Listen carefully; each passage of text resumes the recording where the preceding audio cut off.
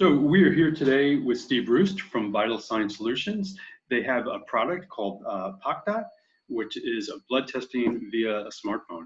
So do I bleed on my phone? Can you explain that to me? Yeah, well, that would be a bit messy. So POCDOT is actually a digital platform that we've developed with the aim of allowing anyone with a smartphone or tablet to test themselves and get results immediately via the POCDOT app on their phone for a range of major diseases. The way that it generally works, Mike, is that you would prick your finger with a lancet and deposit a droplet of blood onto a proprietary test chip that we've developed, where a series of reactions will take place, and we've built a digital app, as I say, and platform with embedded software in it that can detect very minute changes that happen as your sample flows across that chip. And then those changes are calibrated back to the marker values for that particular analyte that we're testing. So the first product that we're looking at is and that we'll release is a full lipid screen. So the app itself will enable someone to test themselves and get those results immediately. It's a 5-marker screen, which is what you would get if you go to a physician or a lab test. It's the standard 5-marker lipid screen. After that, we will provide a full health assessment. So it's not just your results, there's a full contextualization based off of questions that we ask you in advance of registering with the app. And those assessments are adapted to the local healthcare clinical guidance. So the one in the UK is very geared around the NHS clinical guidance, but we would adapt it to any other location. And then the final piece is after your health assessment, we can highlight where there are risk factors in your results or in your health questionnaire, and provide you with recommendations for follow-on care. So whether that be speaking directly to a physician and we can connect you with one, speaking to a lifestyle advisor, or speaking to someone that might want to help you make certain changes such as weight or diet, that is possible. So the vision for us of the company was that there are major diseases out there such as cardiovascular disease and type 2 diabetes, where the issue is that people are unaware of their risk levels, and they're finding it, particularly in Europe, find it extremely difficult to get tested. And particularly in the UK, that's a major barrier for people. You have to take time off work, you have to go back multiple times, there's a delay in results. And this was even before the COVID situation, which has exacerbated everything. And no one really wants to go and sit in a doctor's surgery these days. So remote testing and home testing and self-testing solutions are we believe, something that we've been talking about for a number of years now, but now that the trend has really sort of followed our predictions, which is great for us and anyone else in this space. And then the other step is the results themselves really are just numbers on a screen. You need to understand those and then understand what you can do to improve them. And then after that, you need an ability to have a positive reinforcement. So the issue that we have, what some of our users and customers and things like that have with the existing system, is that they might go to the doctor and they might only be able to have their cholesterol checked once every 5 years, which is completely useless if you're trying to create a positive cycle of reinforcement where people get some results, internalize what changes they need to make, get more feedback to understand whether they're hitting those goals, and so on and so forth. And that's how you affect real change. So we think that low-cost, scalable, digitally enabled solutions like POCDOT and our range of tests is one of the possible solutions to this issue. And so can we back up a little bit in that? Sure, please. Tell us a little bit about how did this come to be? So how long have you been working on this? And give us a little bit of the history of what brought you to this. Yeah, so it was actually the idea of my co-founder, whose father was complaining of not being able to get a test. He wanted to get his cholesterol tested. And, he was about sort of late 50s, early 60s at the time. And his GP just wouldn't test him because he said, no, I'm sorry. And GP is general practitioner. So, local physician, whatever the kind of terminology is, he wouldn't do it.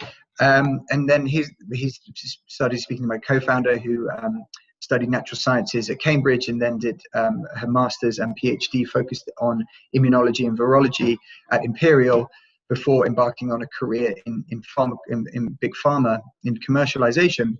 She started to think, well, hold up a second.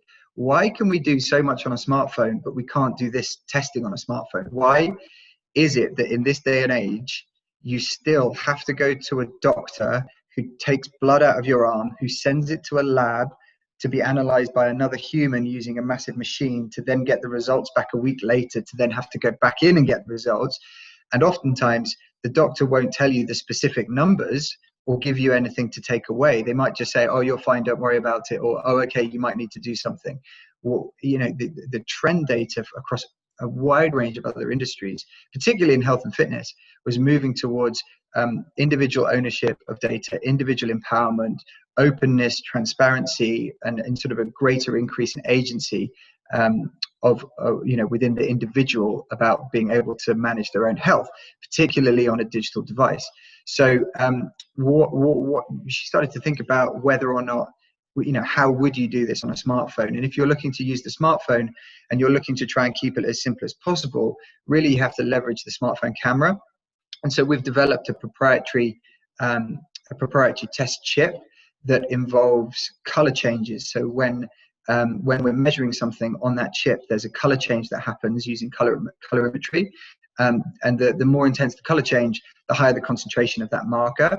And there's a number of clever things that we've done around the chip to include, to allow it to what we call calibrate on the fly. So it can adjust to different phone models, different camera models, different lighting conditions on the fly to provide consistent results across those things. And we've embedded this software within an app that allows someone to just open the app, take a picture of the test that they've just done, and the results will be available immediately. So my co-founder found some scientists who were experts in this space and started to work on initial kind of feasibility prototypes, and it really went from there. So we built an initial prototype and raised our first round of finance last summer, and then we've literally just closed the second round of major finance, which was off of our sort of adaptation of our image analysis platform to read COVID-19 rapid tests. So that's in addition to the platform. We always had a vision, Mike, that we would create a digital platform that would allow us to develop our own tests that would work with it, but we would also be able to integrate other tests onto it to try and create the sort of one-stop platform whereby anyone could test themselves for anything using their smartphone or tablet and get those results and get that health assessment in there. And for healthcare organizations as well, or potential commercial partners, it allows us to offer a full suite of tests to them at very low cost and very high scalability. And then can you talk a little bit about the giving them this information, right? So typically this information would just be doctor's office and they would explain it, and I know that you see the follow-up. How do you address that challenge with giving this information and how it's perceived and whether or not the patient can deal with this correctly and adequately? Because usually the practitioner will guide us through what are the next steps and alleviate some of our concerns around the results that we're seeing. Yeah, it's a great question, and it's one that we've really sort of internalized at the core of our business. So we realized that these results are sensitive, and so this is why we've built in the health assessment step. So instead of just giving someone the results, which is to be fair, you can buy a cholesterol test off the internet and test yourself using a color wheel with absolutely no additional assessment or protection or information whatsoever. But we felt like we wanted to try and take care of our users as much as possible, not just because it's the right thing to do, but if you don't have a context and you don't have that assessment, then it's impossible to affect real change because people won't understand what they have to do. You have to kind of take people on that journey. We're not looking to replace physicians, actually quite the opposite. So when someone prior to doing a test, we ask them to fill a health questionnaire in, and that's adapted to fit in line with what questions would be asked if they went to a physician's office in terms of a sort of a basic question set. And there are a number of sources for that, whether it's the NHS or certain focus groups on cardiovascular health or diabetic health, stuff that's publicly available. Then we have the tests. Then we have the risk assessment piece, so the risk assessment or the health assessment piece. And if there's anything that's flagged up in that, we actually recommend that people go and speak to a physician directly. So we're certainly not trying to step in front of that. So if someone is showing certain results that are abnormal, we recommend that they go that way. But at least if they have that information, it provides them with a platform to go in and have that conversation with the physician and say, no, look, I've done this. This is what they've shown me. I think you should talk to me about this, to try and cut through the inconvenience and the hassle that sometimes is there, because obviously physicians are hugely overworked. So almost like a pre-triage type of concept. And we have relationships with telemedicine providers and teledoctors. So if someone does want to, in the app, they will be able to go and speak directly to a doctor immediately, schedule an appointment to do that. So we're very much trying to take a responsibility for that patient journey. What we're testing in terms of lipids and the diabetes markers and certain other things, they're not necessarily they're not infectious diseases and things like that. So there's an element whereby you don't need to, someone shows a positive for an infectious disease, well, those people probably need to go to hospital, or there needs to be a sort of a follow-on pathway, whereas we're testing stuff that is so non-infectious, lifestyle disease related. But certainly if there is an abnormality, then we would recommend that they go and seek advice directly from a physician, either one that we arrange with them or their own. And obviously you mentioned infectious diseases, and then COVID is obviously top of mind as well. So sure. I know that you are working on a solution there. Can you tell us about that? Yeah, so at the beginning of the crisis, I think like a lot of people, we wanted to steady the ship and make sure that the core platform and the core development process was continuing, which it would do, and that's continued unaffected by the COVID issues, actually, which has been great. And then we started to think about, well, how could we help? Where our strengths are is in the development of a digital platform, development of image analysis software, and also development of assays. But there were already so many rapid test assays being developed by huge companies. So we felt like, well, throwing our hat into that ring was not a very good use of our time and effort. But what we did realize and predict, which again has come to pass, is that if you want to scale rapid testing, those rapid tests are fundamentally, bits of plastic. They're not connected. They're not integrated with anything. So governments, when they're ordering 10 or 20 or 30 million of these tests, whether it's rapid antibodies or rapid antigen tests, which are actually about to hit the market, where does that data go? We're not even talking about, even not even thinking about, well, someone's tested positive, so I don't want them to come into my airport, which is one use. Even just on a basic epidemiological level, where does that data go? How do you use that data to make any kind of decisions or track anything, unless you have a digital platform?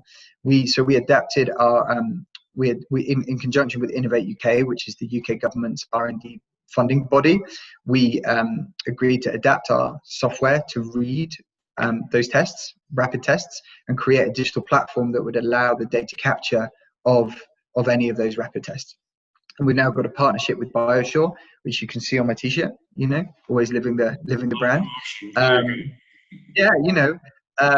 Actually it was like laundry day, so this is what I've got. And they have a range of rapid antibody tests and hopefully antigen tests at some point.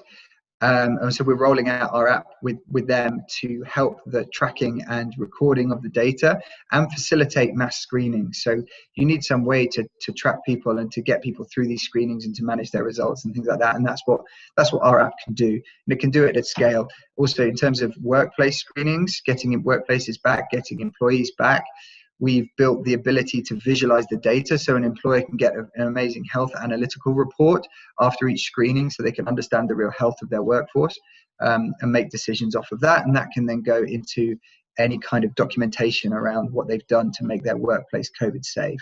So we think our view on the COVID side of things is really that rapid testing, particularly with an antibody test, which is one of the products that BioSure have, which is a triple antibody test, which includes IgA. So IgA is an early onset antibody that spikes after 5 days. And if you show for IgA you're infectious, you have a live infection and you need to isolate. So in lieu of rapid antigen tests, testing for IgA is a good first step. So we think that is a way where employers and airports and airlines and live events could start looking at trying to get people back in, as opposed to just shutting the doors and hoping for the best.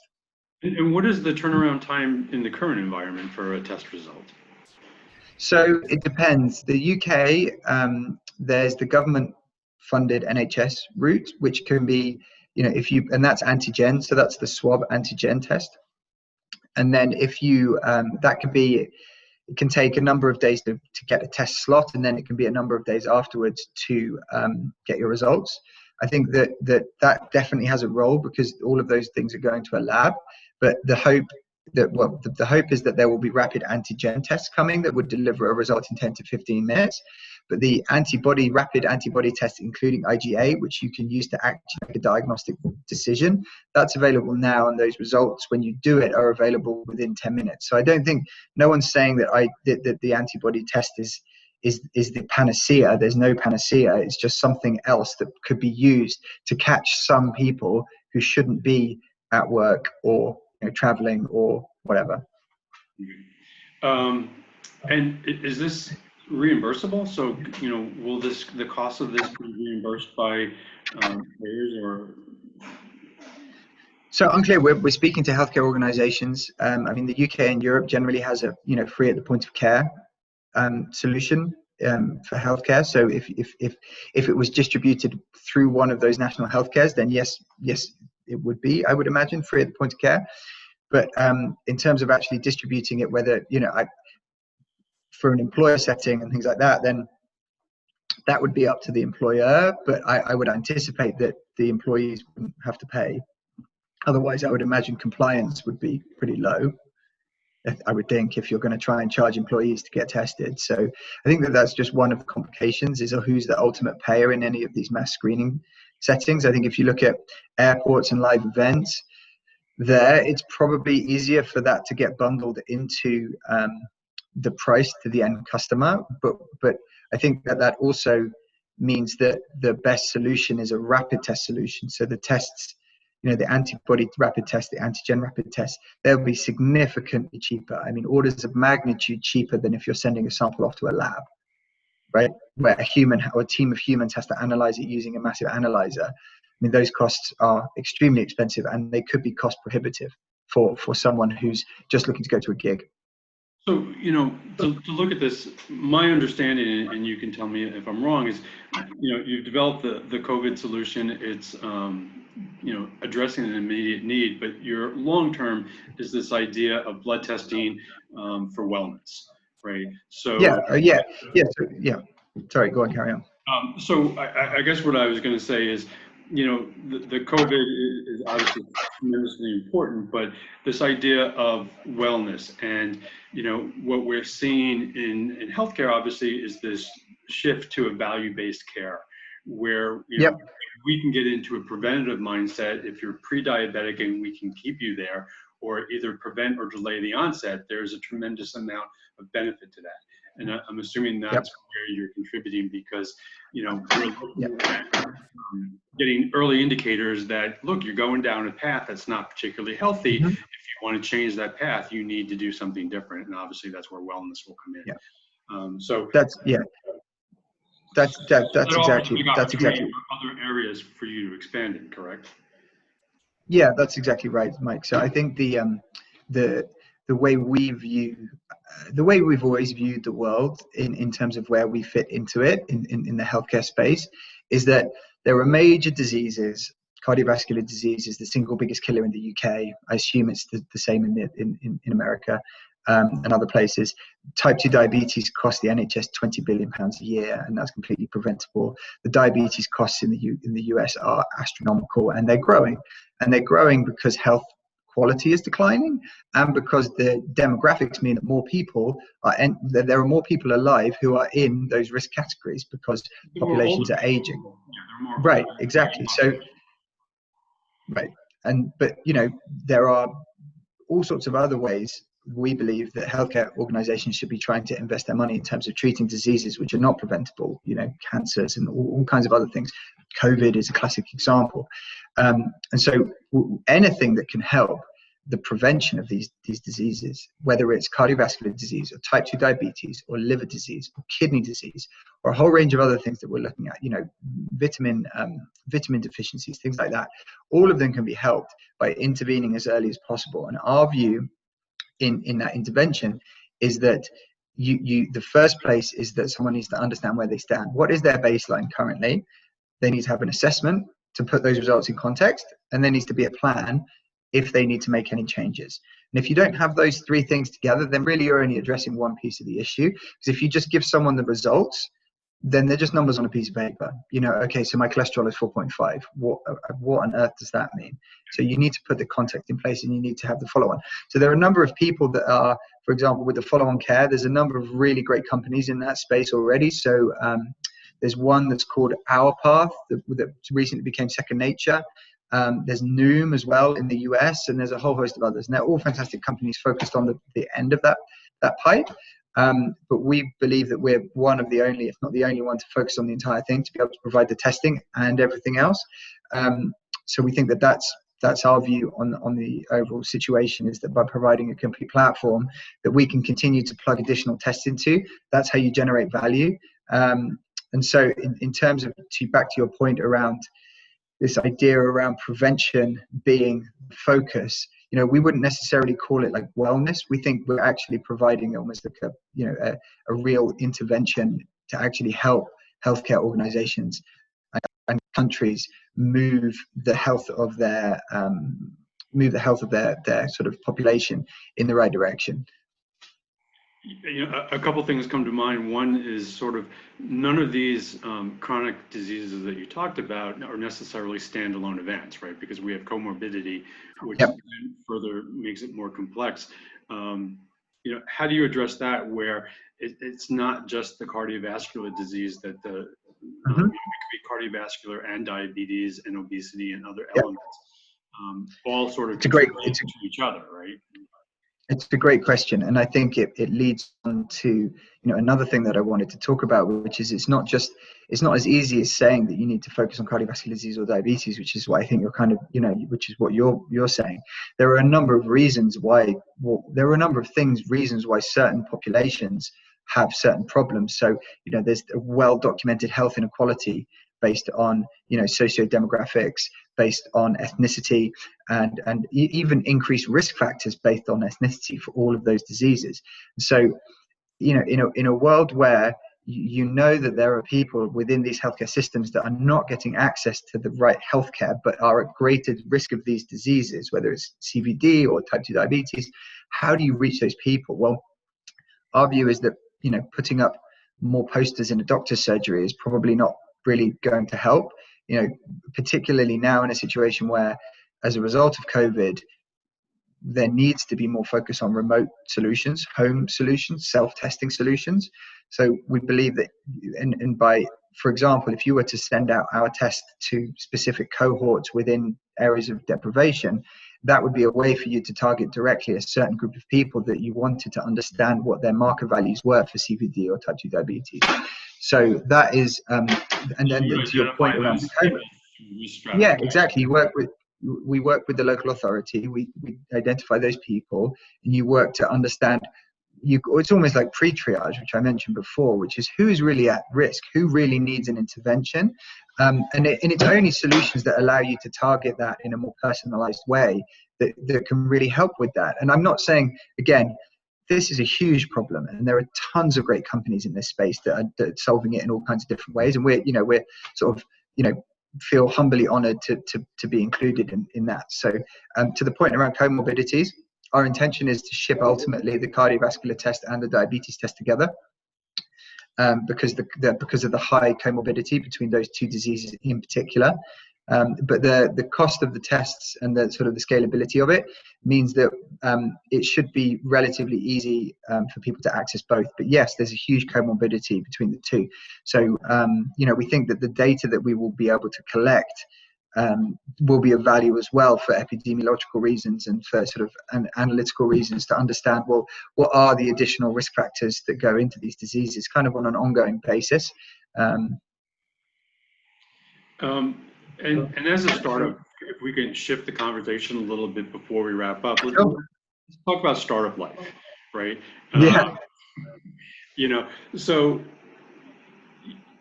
I'm assuming, and you know, you can tell me again if I'm off base, but I'm assuming there will be additional rounds of funding as you continue to grow and expand. So where are you as far as product development, and when will things go to market? Where does the company stand in that Yeah. standpoint? So actually, we're very lucky. I mean, we're one of the few kind of companies that were able to raise money in the pandemic. So we completed our third round of finance last week, which is great. So yeah, and you know, a large that was due to the progress that we've made on the main product, but also the additional opportunities afforded by the by our sort of expansion into COVID and how we adapted.